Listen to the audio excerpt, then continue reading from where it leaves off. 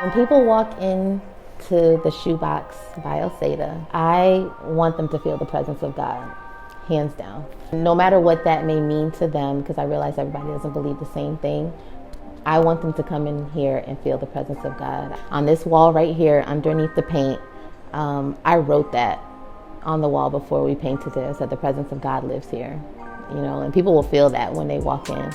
I just want them to feel loved. I want them to feel at home. I want them to feel warm. And I want them to feel like also you walked into like a major luxury experience, like a diamond in the rough. Like, who knew this was here? Something exclusive, something that they want to go tell their friends about.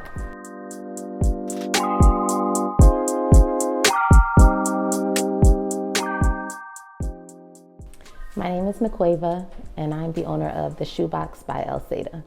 I am a proud Virgo. I'm not completely and totally into the astrology. However, I do see how a lot of it aligns with who I am and what they say it should be. So I think that I am very much a Virgo in the sense of being meticulous, of being cutthroat, and just really a kind-hearted, giving person, but always a person who's like seeing the gaps and trying to bridge gaps and be the glue for people. I operate in excellence, as I see a lot of Virgos do. Like, look at Beyonce's a Virgo. I even think about Cat Williams in that whole video.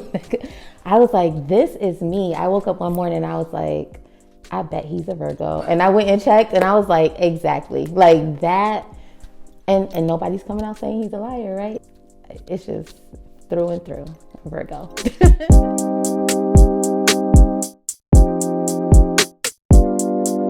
I've always been a shoe lover. I've always gotten dressed from the floor first. And that kind of stemmed from growing up being a light-skinned Black girl with green eyes, and people always thinking that my eyes weren't real.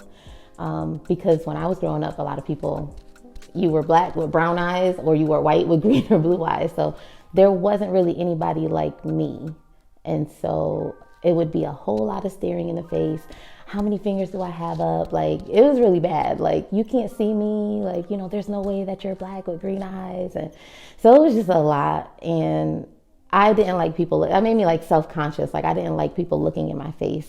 So I would always want like my shoe game to be like so tight that people would just look down first. But then as I got older, I started having kids.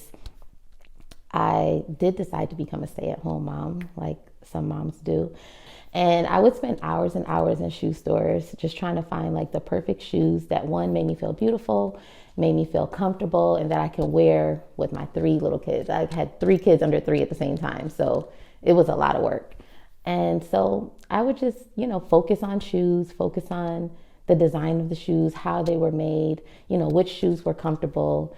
And I never imagined that I would have a shoe business. I never even saw that. I knew that I liked fashion, but I didn't think it was in me to that extent. Other people noticed it, but I didn't really notice it. Fast forward a little more. My grandmother, who passed in 2016, she was very much so the fashionista. Everything had to match head to toe. She had the shoes for the bag, for the hat, that just was her thing. And her middle name was Elsada. And kind of after that, I wanted to pay homage to her because she was just the sweetest person on earth.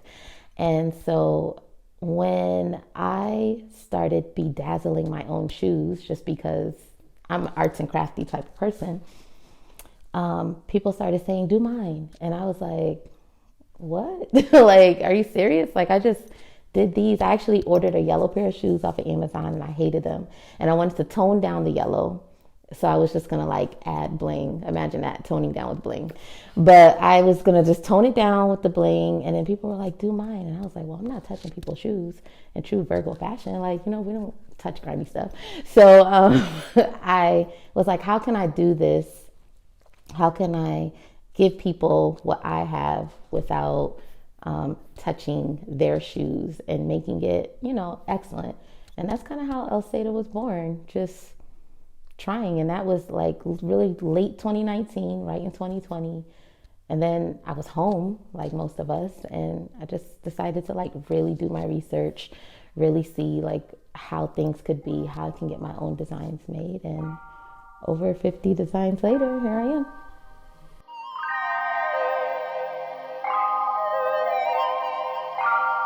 My grandmother had what, I don't know if anybody else's grandmother had this, but she had a dress lady. So, you know, she was always a stay-at-home mom as far as I knew. I never seen her work, and she had 5 children.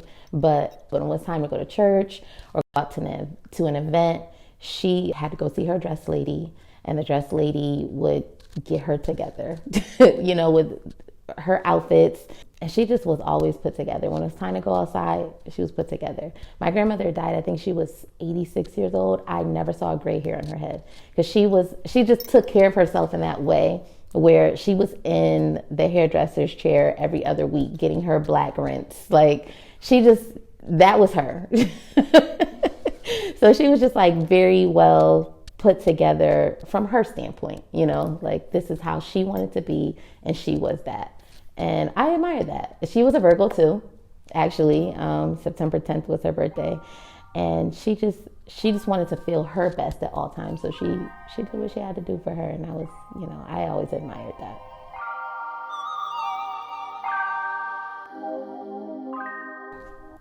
My goal with getting a physical location was just kind of based on the metrics, right? So when I started in the pandemic, people were buying shoes and they had nowhere to go, right? They just needed a reason to shop and get some normalcy. So they were just buying shoes online like crazy. And I was like, okay, this works. But by the time I got to 2021 and 22, sales dropped dramatically. And I was like, wait a minute, people are not buying shoes anymore, but they're outside. But I realized that people wanted to go to the store. And I figured that out because when I would do pop-up shops, I did really well. So I was like, okay, it's not the product that's the issue, it's the accessibility. And so I thought about going brick and mortar, and originally I was totally against it. Only because I was like, I don't want the overhead, fear, you know, I'm scared to like get into something and not be able to afford it.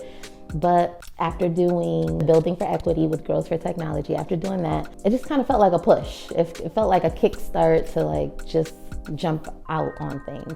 And the original plan was to be a mobile pop-up shop. So I was actually about to buy an RV. It was already set up to be a store. It used to be a store, like a boutique.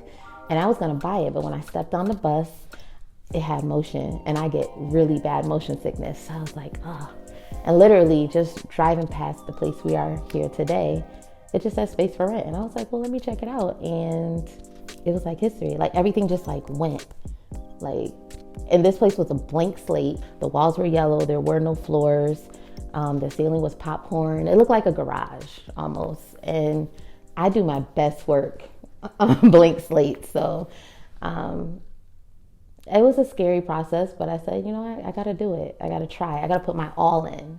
Just like when I started the business, I said, I'll put my all in. And if I don't sell one shoe, I won't regret it. And so I decided to do that here, and things have actually been going really good.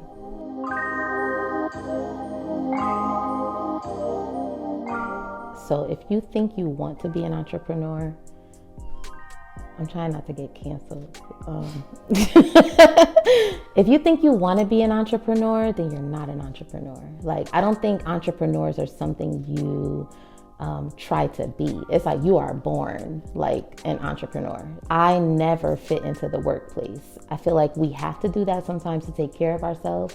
But you know, especially if you're an artistic person, just no matter whether it's music or art or just creating things, like you are not created for the workspace.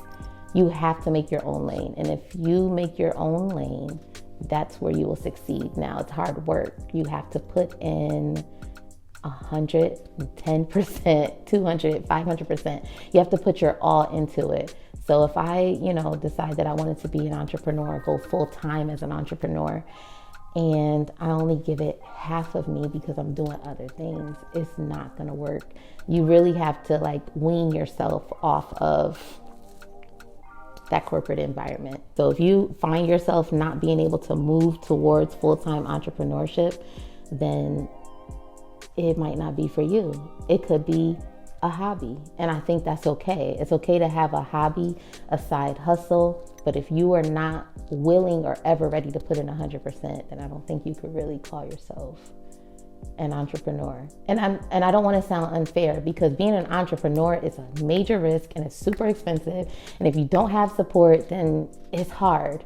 But at the same time, you got to bet on yourself. You have to do it because it's in you and because you have something you want to offer to the world. So if you don't have a purpose, a plan, a vision, something, in my opinion, God-given to you that's going to bless other people, then just continue with your hobby.